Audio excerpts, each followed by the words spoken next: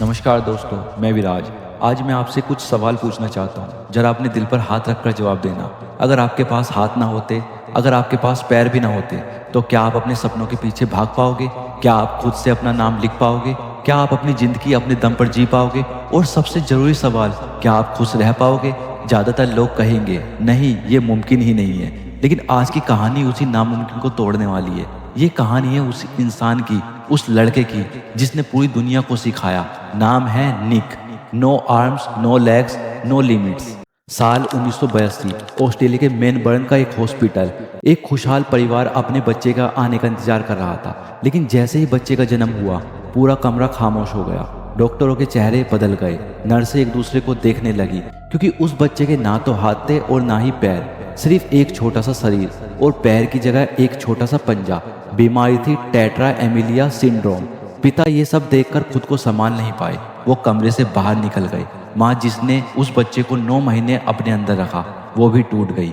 इतनी कि 4 महीने तक उसे गोद में उठाने की हिम्मत भी ना हो सकी। सोचिए उस पल में कितनी बेबसी होगी।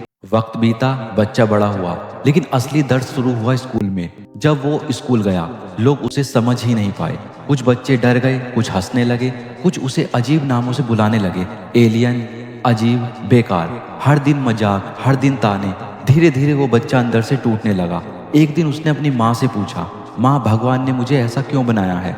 उस सवाल में दर्द था, और उस दर्द का जवाब किसी के पास नहीं था। उम्र सिर्फ 8 साल, लेकिन दर्द इतना गहरा कि उसने जीने की इच्छा छोड़ दी। वो बाथरूम में बैठा था, धीरे धीरे पानी में झुक रहा था। आज वो अपनी कहानी खत्म करना चाहता था, लेकिन तभी उसके दिमाग में अपने माता पिता का चेहरा आया। उसने सोचा, अगर मैं चला गया तो उनका क्या होगा? उसी पल उसने खुद को रोक लिया। उस दिन पहली बार उसके अंदर एक नई सोच पैदा हुई। शायद मेरी जिंदगी का कोई और मकसद है। शायद भगवान ने मुझे ऐसे ही नहीं बनाया। और वहीं से शुरू हुई एक नई शुरुआत। उसने तय किया, अब मैं हार नहीं मानूंगा। उसके पास हाथ नहीं थे, लेकिन हौसला था। उसके पास पैर नहीं थे, लेकिन जिद थी।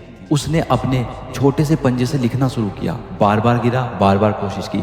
पानी में उतरा, डूबा, फिर उठा, और एक दिन तैरना सीख गया। फुटबॉल खेलना शुरू किया, कंप्यूटर चलाना सीखा।